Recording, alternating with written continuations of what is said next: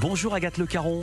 Bonjour Philippe Vandel. Animatrice de la Maison des Maternelles, désormais sur France 2. C'est du lundi au vendredi à 9h25, le samedi à 9h30 dans le magazine Bel et Bien. Vous êtes avec Ali Rebéi et voici votre premier prime time sur France 3.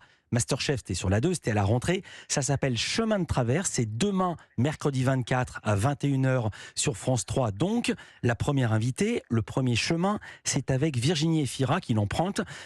C'est quoi le concept de l'émission en 2 mots ou en une phrase ? Alors, en une phrase, c'est une introspection sur la vie insolite d'un artiste. Elle l'est forcément. Hein.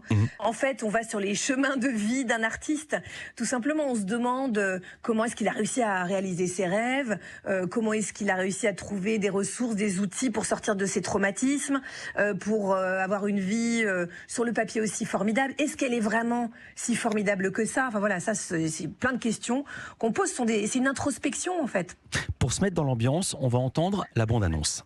Inédit, mercredi 24 mai sur France 3, la marche est un chemin vers soi. On va explorer les chemins de ta vie. On va essayer de comprendre qui est vraiment Virginie Efira. Est-ce que tu es prête à partir, Virginie ? Est-ce vraiment le choix, Agathe ? Absolument aucun. Est-ce que vous savez tout l'un de l'autre ? Pas tout, mais j'en sais trop. Et là c'est moi à poil partout. Là. Elle n'est pas à poil partout, mais presque. C'est un peu un mélange de Rendez-vous un terrain inconnu de Frédéric Lopez pour le côté confidence, mais inversé, puisque vous l'emmenez dans des endroits qu'elle connaît bien, donc pas inconnus, c'est ça ?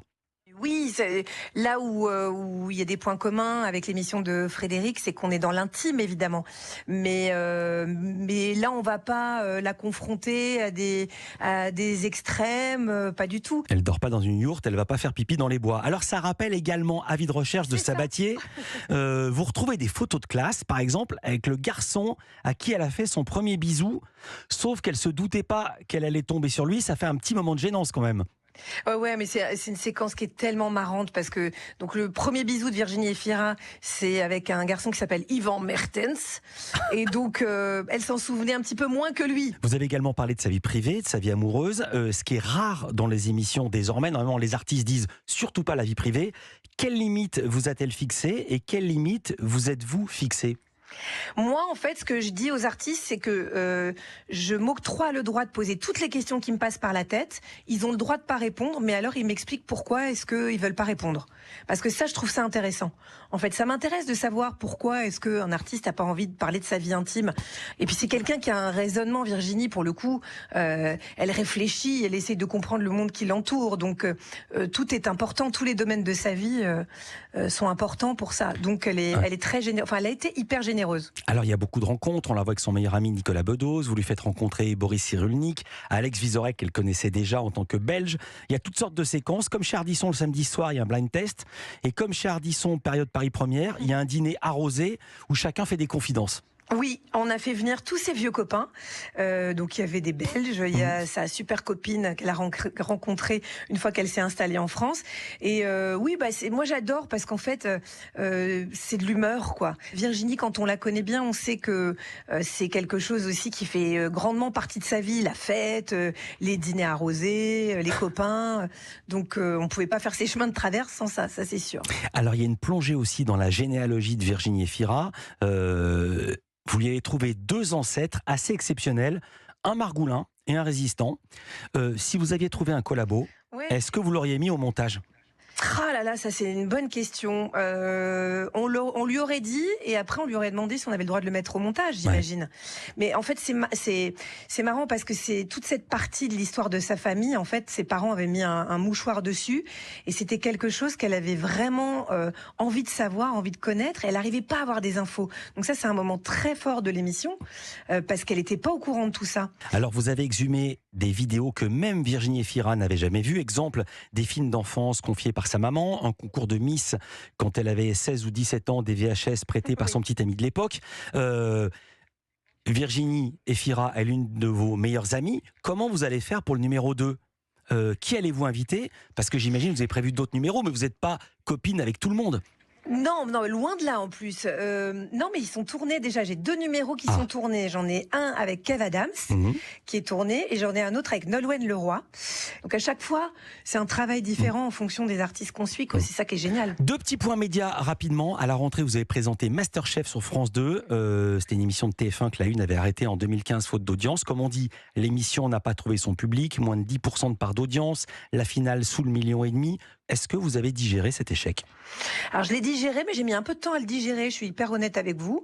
Vous me connaissez. Parce que j'ai adoré ce tournage, j'ai adoré cette émission. Donc oui, j'étais déçue qu'elle rencontre pas son public. Les maternelles, est-ce que vous continuez la saison prochaine ? Les maternelles, je continue la saison prochaine.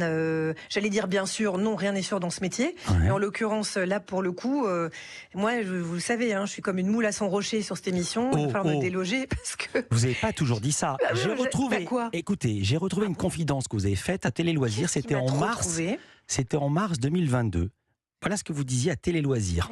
À 48 ans, suis-je toujours légitime pour représenter les maires de France ? À un moment, il faudra que je parte. C'est dans la logique des choses. Je pense qu'en fin de saison prochaine, il sera temps d'y réfléchir. C'était il y a 1 an, en mars 2022. Donc la fin de saison prochaine, on y est. Et donc Télé Loisirs a coupé la fin de ma réponse qui était « Il sera temps d'y réfléchir pour dans 15 ans ». J'avais fait un petit trait d'humour qu'ils ont coupé. Et donc, je leur ai dit d'ailleurs que j'étais pas très contente parce que c'est vrai que c'était pas sympa parce que ça a été un petit peu branle-bas de combat à France 2. Ah bon, elle nous annonce ça via Télé Loisirs, c'est quand même pas très chic. Non, pas du tout. Après, la vérité dans cette phrase-là, c'est que oui, bien sûr, il va falloir à un moment laisser la place. Et on sait bien que les maternelles, ça fait 20 ans que ça existe et le succès ne repose absolument pas sur l'animatrice, mais bien sur cette émission d'utilité publique. Vous avez dit animatrice. Est-ce que cela pourrait être, après vous, un animateur ? Ça serait quand même assez moderne et puis dans la logique des choses, parce que c'est vrai que les pères, on en parle de plus en plus dans la maison des maternelles. Après, est-ce que c'est possible déjà ? Je sais pas, parce que on est quand même regardé par une immense majorité de femmes. Mais je trouverais ça très moderne et vachement bien justement pour que les pères se responsabilisent et qu'ils trouvent un modèle à la télé. Avant cela, il faut regarder Les Chemins de Travers. C'est demain, mercredi 24 à 21h sur France 3. C'est avec Virginie Efira et c'est présenté par Agathe Le Caron, notre invitée. Merci d'avoir été avec nous dans Culture Média, Agathe. Merci Philippe.